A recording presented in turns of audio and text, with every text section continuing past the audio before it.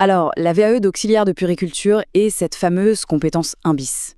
Si elle vous donne un peu de fil à retordre, eh bien sachez que c'est tout à fait normal. On est là pour ça aujourd'hui, pour décortiquer ensemble ce que le jury attend vraiment. Le but du jeu, faire en sorte que votre expérience brille de mille feux et soit reconnue à sa juste valeur. Bon, on rentre direct dans le vif du sujet. Le truc avec cette compétence, c'est qu'elle est souvent mal interprétée. On a tendance à croire qu'il suffit de raconter une petite activité sympa qu'on a faite avec les enfants. Mais en réalité, le jury, lui, il veut voir au-delà du jeu. C'est bien plus que ça. C'est un vrai révélateur de votre professionnalisme. En fait, la question de fond, c'est celle-ci. Est-ce qu'on raconte une histoire ou est-ce qu'on démontre une expertise? Parce que le jury, il ne cherche pas une anecdote, même si elle est super mignonne. Non, ce qu'il cherche à déceler derrière les mots, c'est la compétence, le savoir-faire, la pensée d'un pro. Et croyez-moi, la différence, elle est énorme. Et justement, regardez cette phrase. Elle résume tout parfaitement.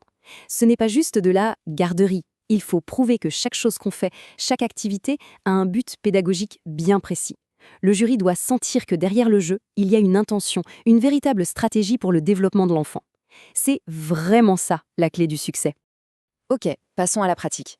Comment on fait pour choisir la bonne activité à présenter parmi toutes ces expériences? C'est une question cruciale parce que le choix de cette situation est super stratégique. C'est un peu la vitrine de tout votre savoir-faire. Alors, pour faire ce choix, il y a 4 étapes, 4 balises. D'abord, on choisit une situation qui a un peu de corps, une situation riche, voire complexe, où il s'est passé quelque chose. Ensuite, hyper important, il faut que l'objectif pédagogique soit limpide, évident. Troisième point, et là j'insiste, il faut s'en souvenir dans les moindres détails. Les détails, c'est ce qui va faire la différence. Et enfin, le top du top, c'est de prendre une situation où il a fallu s'adapter. Ça pour le jury, c'est de l'or en barre, ça montre une vraie compétence. En fait, il faut bien comprendre une chose. L'activité en elle-même, c'est presque un prétexte. C'est juste le support qui va permettre de montrer tout le reste. La capacité d'analyse, le jugement, la prise de recul. C'est la pensée professionnelle qui est derrière que le jury veut absolument voir. Bon, l'activité est choisie. Maintenant, la grande question. Qu'est-ce que le jury va chercher à voir, concrètement, dans le texte? L'idée, c'est de se mettre un peu dans leur basket, de comprendre leur grille de lecture. Et pas de panique, hein. Leur but n'est pas de piéger, mais bien de vérifier que les compétences sont là. Là, c'est très clair. Regardez cette comparaison. À gauche, on a tout ce qu'il faut éviter. La simple liste de jeux, le journal de bord factuel, la garderie pure et simple.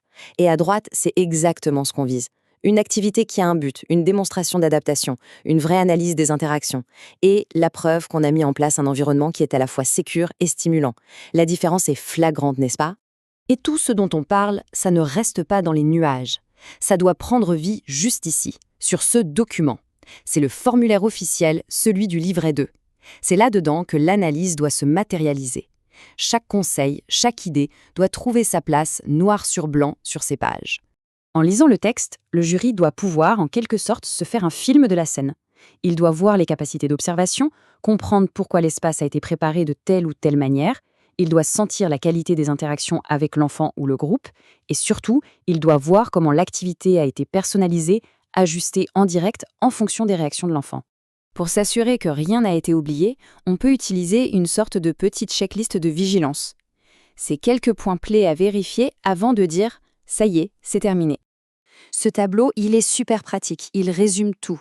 En gros, pour l'activité choisie, il faut pouvoir répondre à ces questions. 1. C'était quoi l'objectif pédagogique? 2. Comment ça a été adapté à l'enfant? 3.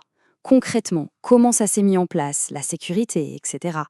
4. Qu'est-ce que j'ai observé dans les interactions? Et 5. Au final, j'en tire quel bilan? Si on a une réponse claire pour chacun de ces 5 axes, on est vraiment sur la bonne voie. Alors là, attention, point de vigilance majeur. Un des pièges les plus courants, c'est d'être trop général, trop superficiel. Une description qui fait une demi-page, c'est non, c'est insuffisant. Le jury, il a besoin de matière, de détails concrets pour pouvoir évaluer. Il ne faut surtout pas avoir peur de développer. Ce n'est pas du blabla, c'est la preuve qu'il y a eu une vraie réflexion derrière l'action. On arrive maintenant à l'étape cruciale, peut-être la plus importante, celle qui va faire passer le dossier d'un niveau bon à un niveau excellent. Comment on transforme une simple description en une analyse professionnelle? C'est là que tout se joue. Et pour ça, il y a un concept clé, la pratique réflexive. Ça peut paraître un peu théorique comme ça, mais en fait, c'est très simple. C'est la capacité à expliquer le pourquoi de ses actions.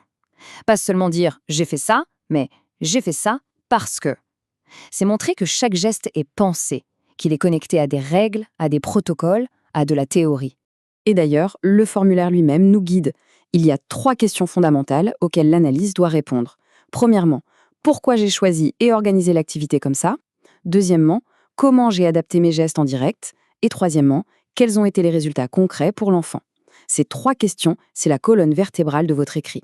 Cette phrase, elle est parfaite pour résumer. Le jury part du principe que vous savez faire. Ce n'est pas ça la question. Ce qu'il veut évaluer, c'est la capacité à justifier ses choix. Pourquoi ce choix-là et pas un autre? C'est l'argumentation qui prouve le niveau de professionnalisme. Et pour finir, un petit mot sur l'état d'esprit, qui est super important.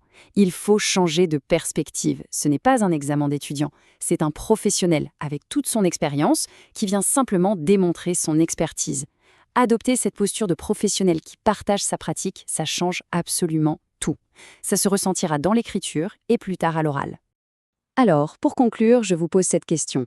Parmi toutes les activités du quotidien, laquelle, si on l'analyse en profondeur, révèle le mieux toute la richesse de votre savoir-faire? Prenez un petit temps pour y penser. La réponse se trouve déjà dans votre pratique de tous les jours. Le tout, c'est de savoir la mettre en lumière.